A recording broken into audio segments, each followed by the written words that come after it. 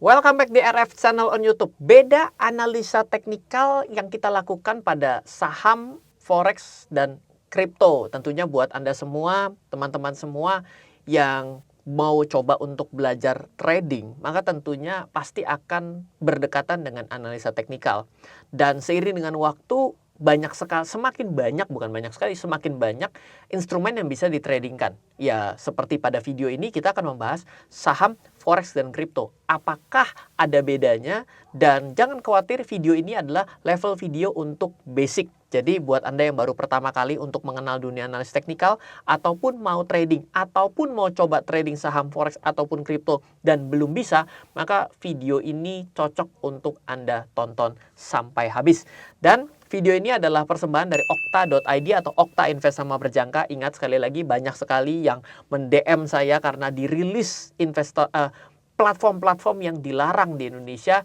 Sayang sekali Anda mungkin salah untuk nge-DM saya karena okta.id atau Okta Invest Sama Berjangka adalah broker forex yang terdaftar resmi diawasi oleh Bapepti. Jadi Anda tidak perlu khawatir untuk memulai transaksi pada okta.id atau Okta Invest Sama Berjangka. Anda bisa mengikuti video setiap hari Senin, di mana adalah rekaman seperti ini, ataupun Anda juga bisa mengikuti live trading setiap hari Rabu bersama saya dan juga Okta Invest Sama Berjangka di kanal yang sama, yaitu adalah RF Channel on YouTube. Kita mulai sekarang juga.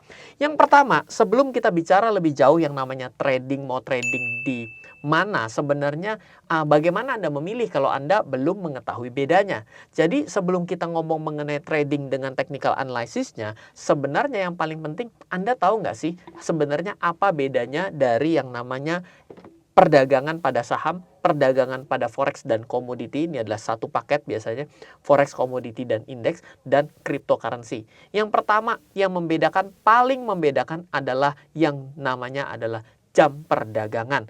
Kalau Anda bicara mengenai saham Indonesia, tentunya ya ketika siang hari, yaitu jam 9 sampai jam 4 sore waktu Indonesia bagian Barat. Saham Amerika jam setengah 10 malam sampai jam 4 pagi waktu Indonesia bagian Barat. Kenapa? Karena Amerika berseberangan, bertolak belakang dengan kita. Kita tidur, dia bangun. Nah, itu yang perlu Anda ketahui. Jadi ketika Anda bilang, Pak, saya ini lebih baik saham Indonesia atau saham luar negeri, Anda punya waktu untuk malam begadang nggak? Nggak punya, ya berarti secara otomatis Anda lebih tidak terlalu cocok untuk Anda membeli saham yang tidak Anda pernah lihat marketnya.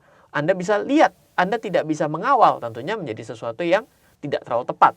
Forex dan komoditi 24 jam sehari, Senin sampai Jumat. Kalau cryptocurrency 24 jam, mana ada 24 jam, Senin ketemu dengan Senin. Jadi tidak ada market tutupnya. Jadi dari sini Anda sudah mulai mikir, Anda mau mulai trading di mana? Silakan, dari jam buka marketnya Anda mungkin bisa akhirnya memilih. Pembelian terkecilnya juga penting. Satu lot adalah 100 lembar kalau di Indonesia, Bursa Efek Indonesia. Sedangkan kalau Amerika pada saat ini terkenal dengan namanya fractional shares ownership. Sehingga Anda bisa as low as kurang dari 1 lembar. Karena apa? Saham Amerika, 1 lembarnya $100, Anda nggak punya uang $100, Anda nggak bisa beli. Tapi ternyata sekarang sudah bisa as low as kurang daripada 1 lembar pun bisa dibeli sesuai dengan nominal yang Anda miliki. Misal $20, ada juga platform yang $1. Ada juga yang minimum 1 lembar. Jadi akan jadi beragam. Nah, forex dan komoditi juga beragam banget. Anda bisa memulai dengan pembelian 1 lot, Anda bisa mulai dengan 0,1 lot, Anda bisa dengan 0,01 lot, dan dengan margin yang berbeda. Jadi di bagian ini Anda perlu belajar lebih jauh terkait dengan pembelian terkecil dalam forex, komoditi, dan indeks. Cryptocurrency minimum bisa Rp20.000 atau minimum $10 dari fiat money-nya atau dari stable coin-nya. Jadi ini juga bisa menjadi pembeda.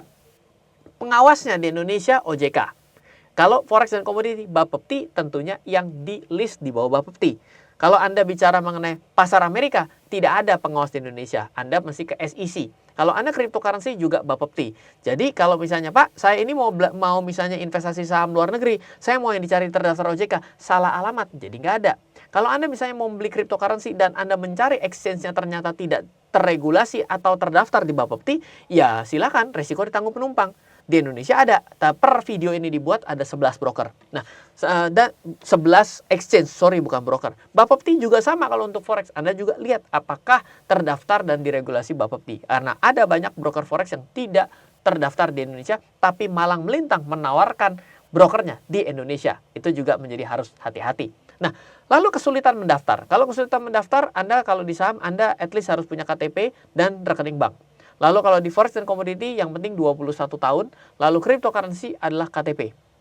Seperti itu. Nah, Pak, apakah perlu NPWP? Tidak. Nah, arah perdagangan, ini penting sekali. Kalau Anda berbicara mengenai saham, Anda bisa arahnya selalu naik. Tidak bisa turun. Kenapa? Karena kalau turun Anda tidak bisa apa-apa. Karena hanya kalau beli berarti harapannya harus naik dong untuk bisa jual lebih mahal. Dan untung kalau turun jual lebih murah dan Anda ngerasa happy-happy saja ya jangan dagang mendingan nyumbang saya gitu ya. Lalu kalau misalnya Anda pergi ke forex dan komoditi, Anda bisa naik dan turun dua arah dia. Turun Anda bisa dapat untung, naik juga bisa dapat untung. Kalau cryptocurrency juga hanya untung kalau naik. Lupa tapi ya jangan pakai tapi. Kalau Anda membeli koinnya Anda nggak punya jalan lain. Lupa ada ETF-nya, ini bukan koin kalau ETF. Kan ini adalah basic pemula, jadi jangan dipakai tapi gitu ya. Lalu berhutang. Kalau beli saham bisa ngutang? Bisa. Kalau forex dan komoditi pasti berhutang. Quote unquote pasti berhutang. Kalau cryptocurrency bisa juga, tapi kalau lokal belum ada, kalau luar negeri sudah ada yang bisa berhutang untuk membeli kripto. Lalu penitipan. Nah, yang kita juga perlu highlight adalah bagaimana barangnya disimpan. Satu, kalau misalnya saham, itu adalah di KSE, Kustodian Central Efek Indonesia. Kalau misalnya Anda di forex dan komoditi, itu adalah kontrak, bukan barang. Kontraknya, oke. Selanjutnya adalah cryptocurrency, itu adalah ada barangnya ada pada exchange Anda, atau sampai Anda transfer ke wallet Anda sendiri. Jadi, buat yang masih bingung, sebenarnya pasar yang ada ini punya tipikal sifat yang tidak sama. Nah, bagaimana cara menentukan yang tepat untuk Anda? Mana saya tahu, Anda sebenarnya mau yang mana? Yang bagus Anda coba dulu satu persatu pelan-pelan. Yang punya virtual tradingnya adalah forex dan komoditi. Di mana virtual trading forex dan komoditi seperti di Oktado tadi 100% sama persis ketika Anda memakai uang beneran ataupun dengan menggunakan virtual trading. Seru toh? Oke, kita lanjut. Tugas pertama dalam menganalisa pasar, sebenarnya pasar apapun ternyata sama saja sebenarnya. Yaitu adalah menganalisa batas atas harga dan menganalisa batas-batas bawah harga dari layar harga yang Anda miliki. Entah mau pada saat Anda membuka adalah saham, forex, komoditi, kripto itu akan memiliki tugas yang sama. Nah, bagaimana caranya? Coba kita lihat dalam range harian dulu, apakah bisa dengan range 2 mingguan atau range 1 jam? Bisa, namun akan lebih mudah untuk pertama adalah yang harian terlebih dahulu dalam kita melihat secara grafik harga. Lalu lihatlah area-area harga yang dianggap mahal dan murah pada setiap waktu. Misalnya dalam 1 minggu, dalam waktu 1-2 minggu, dalam 1 bulan, dalam 3 bulan ke belakang. Kita bisa lakukan membatasi harga murah dan mahal dalam setiap kondisi seperti itu. Bagaimana caranya? Mari kita berlatih agar kita sama-sama paham.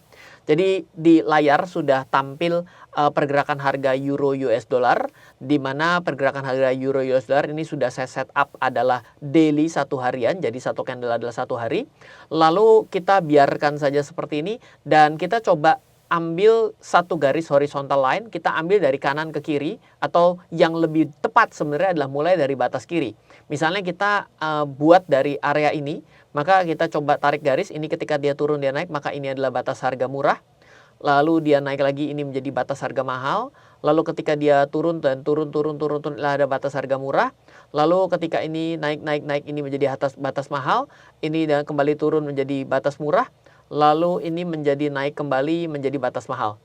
Dan satu lagi yang tertinggal kalau di layar ini menjadi batas murah. Duh, Pak, bagaimana saya melihat ke belakang sejauh mana? Mungkin untuk awal tidak perlu terlalu jauh. Misalnya kita ambil dengan 3 atau 4 bulan. Biasakan seperti itu dulu sementara waktu. Dari sini kita bisa mengatakan bahwa pada areal yang terakhir ini berada pada areal yang mahal. Kenapa? Karena berdasarkan harga sebelumnya ini adalah areal yang mahal. Dan ketika dia berada di sini ya sudah, berarti kita sudah mendapati lebih dekat ke area yang mahal dibandingkan ke area murah. Karena murah selanjutnya kan di sini ya. Dan murah selanjutnya di sini, murah selanjutnya di sini, murah selanjutnya di sini. Mahal, mahal, dan mahal. Segala sesuatu yang ada di atas kita disebut dengan mahal, yang ada di bawah kita murah. Nah, sekarang pertanyaan, loh ini kan euro US dollar, lain cerita dong kalau kita melihat dalam saham. Mari kita coba.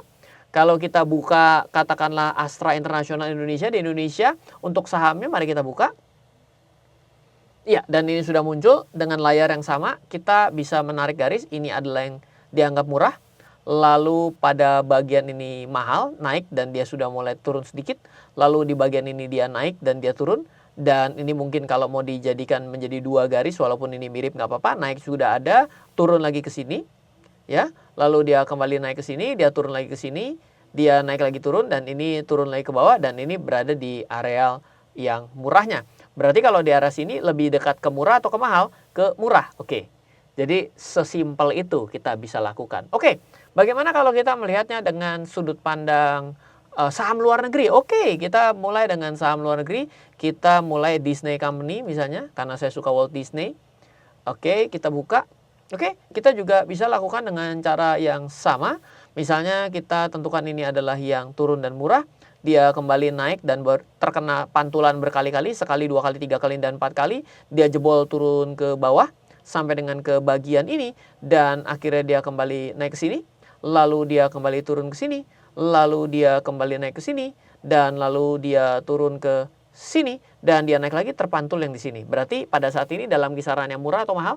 Pada kisaran yang mahal kalau kita menganggap areal ini sebagai areal murah sebelumnya, maka menjadi mahal pada saat ini. Karena apa? Karena garis yang pernah dibuat sebelumnya ketika kita ada di sini, semua ini adalah areal mahal, dan ini adalah area murahnya. Oke, kita lanjut satu lagi contoh untuk membuktikan bahwa cara menariknya tidak pernah diskriminatif. Oke, yaitu contohnya adalah BTC terhadap USD. Boleh? Ada nggak BTC USD? Kok nggak ada ya? Oh, nggak boleh dikasih ini. Nah, ini dia. Oke. Oke, ya kita akan mulai. Ini adalah murah, ini adalah mahal, ini adalah murah, ini adalah mahal, masih sama. Ini turun lagi ke sini, boleh tarik boleh nggak? Ini tarik ke sini boleh. Ini ditarik naik ke atas di sini. Lalu ini kita anggap mirip dengan ini turun ke sini. So, pada saat ini di daerah yang mahal. So, bila kita bilang mahal selanjutnya di sini. Kalau misalnya dia turun kemana? Ke sini. Ya, ternyata satu dengan yang lainnya, ternyata untuk menarik garis yang disebut areal murah dan mahalnya tidak jauh berbeda. Seperti itu. Nah, lalu apa yang harus kita sikapi dari mengetahui batas atas dan batas bawah? Ini yang menjadi kunci dari trading kita. Saham itu membeli di batas atas, di batas bawah, atau membeli melewati batas atas. Ingat kata-katanya, membeli di batas bawah atau membeli melewati batas atas. Mari kita lihat kembali ke Astra yang tadi. Yang tadi kita pakai Astra Internasional, so masih ada garisnya mestinya. Oke, garisnya ada, oke. Nah, berarti kita bilang bahwa bila dia mengenai batas bawah, maka ini adalah belinya. Dan bila melewati, saya ganti, jangan tanda panah, tapi jadi garis ini. Bila melewati batas atasnya, maka ini adalah belinya. Jadi belinya nih untuk kondisi sini adalah di sini dan melewati ini. Seperti itu. Dan Forex dan komoditi jadi agak berbeda. Kenapa? Loh, kok bisa berbeda? Karena dia bisa dibeli dan dijual. Jadi kalau beli berarti mindsetnya naik, kalau dijual mindsetnya turun. Dan berubah menjadi 4 keputusan. Membeli di batas bawah, menjual melewati batas bawah. Kalau dia melewati batas bawah malah kita sell. Lalu setelah itu membeli melewati batas atas, menjual di batas atas. Oke, jadi kita bisa melihat dengan 4 arah. Contoh, kita kembali tadi ke Euro US dollar. Euro US dollar. Oke, Euro US dollar. Kok nggak muncul? Euro USD. Aha, ini dia. Oke, kita buka kembali. Nah, berarti kalau kita berada di sini, berarti dia kan berada di batas atasnya toh. Berarti kita bisa apa? Bisa menjual di sini. Sell bisa. Berarti setelah dia turun berarti Anda untungnya. Seperti itu ya. Nah, ketika dia ada di bawah berarti akan Anda beli di batas bawah. Kalau ini dilewati ke atas, maka melewati batas atasnya berarti disebut membeli. Kira-kira seperti itu. Nah, selanjutnya adalah kalau cryptocurrency kembali seperti saham, yaitu membeli di batas bawah atau membeli melewati batas atas. Loh, kenapa agak beda dengan forex dan komoditi? Karena saham dan cryptocurrency pilihannya adalah naik baru gue untung. Kan kita beli. Seperti itu. Oke, kita lanjut. Kalau semudah itu bukankah menjadi suatu hal yang sangat mudah, Ryan? Betul, akan menjadi mudah kalau posisi atas yang kita lakukan, posisi yang kita lakukan adalah aksi yang benar. Coba kita bayangkan. Kita sell. Beneran turun. Anda happy nggak? Happy dong. Tapi kan ketika dia sell, dia naik. Berarti Anda jontor dong, rugi dong. Nah, itu yang jadi susah. Jadi selama untung, nggak pernah ada yang susah. Kelihatan gampang. Yang membuat menjadi susah adalah ketika keputusan kita sell, nggak taunya dia naik. Dan demikian juga ketika kita melihat Astra tadi. Ketika Astra benar-benar kita buy pada areal ini dan naik, Anda nggak akan ada masalah. Tapi kepikir nggak kalau ternyata ketika di buy malah turun ke sini? Anda akan pusing apa yang harus dilakukan. Betul nggak? Nah, lain daripada itu, sebenarnya kita harus tahu kalau yang salah, maka akan terjadi suatu hal yang signifikan. Loh, kok bisa? Karena perlakuan atas 3 market ini bisa berbeda. Bagaimana kalau saham dibeli turun? Dari Astra, misalnya saham A, saldo awal 5 juta. Beli saham A 1000 per lembar, kan? Harus per lot kan? Satu lot dibeli, yaitu 1000 dikali 100 adalah 100.000.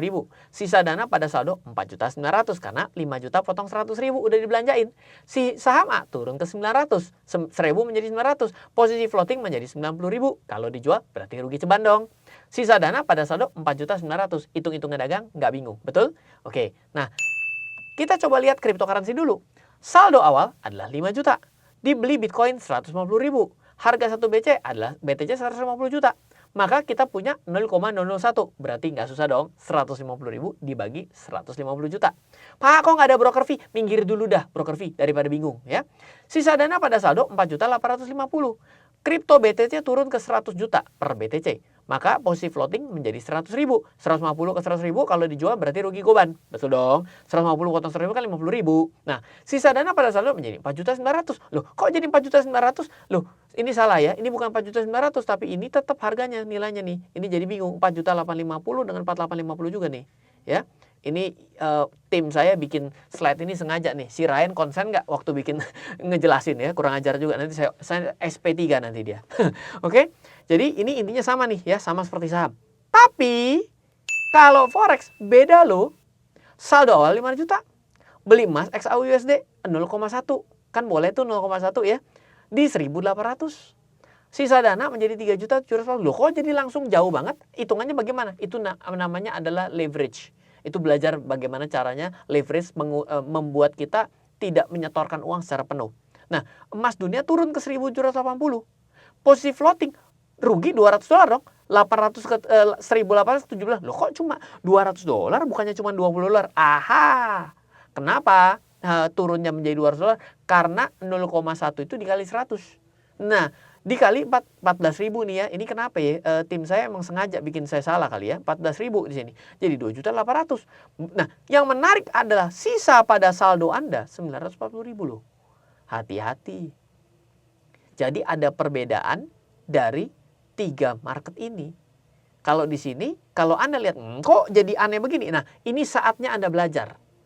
Coba deh Anda belajar setiap hari Rabu di live trading. Kalau Anda ingin tahu, loh, tapi Anda pikir ya, kalau ada orang kok mau dengan 5 juta malah uangnya hilang. Kalau di sini kan uangnya tidak hilang ya, aman ya. Ya, karena apa? Karena mari kita perhatikan kalau kondisinya berkebalikan. Kalau gitu kenapa ada orang mau di forex dan komoditi ya? Bukankah kalau gitu paling risiko? Betul. Tapi mari kita lihat kalau naik. Nah, yang dibalik nih, kalau orang sharing kepada banyak orang, yang dia ceritanya naik. Yang rugi dia kagak ceritain. Jadi kelihatannya orang asik banget. Nah, coba kita lihat. Bagaimana kalau saham dibeli dan naik? Ya sama dong, 5 juta. Ya, naik jadi 1.100. Maka untung 10.000. Modal mah tetap 4.900.000 dong. Kenapa? Kan belum dijual. Emang sekarang kalau Anda beli emas 1 kilo di toko emas, harganya naik 100%. Emang apa dampaknya buat Anda? Happy doang. Terima duit? Enggak dong. Jual dulu baru berasa. Betul. Sama, saham naik harganya. Terus apa dampaknya? Nggak ada dampak kalau nggak dijual sahamnya. Itu yang penting. Nah, sama. Kripto juga sama. Ini 4850 ya. Mungkin tim saya kebelet kencing kali. Makanya dia buru-buru. Jadi ada salah di sini.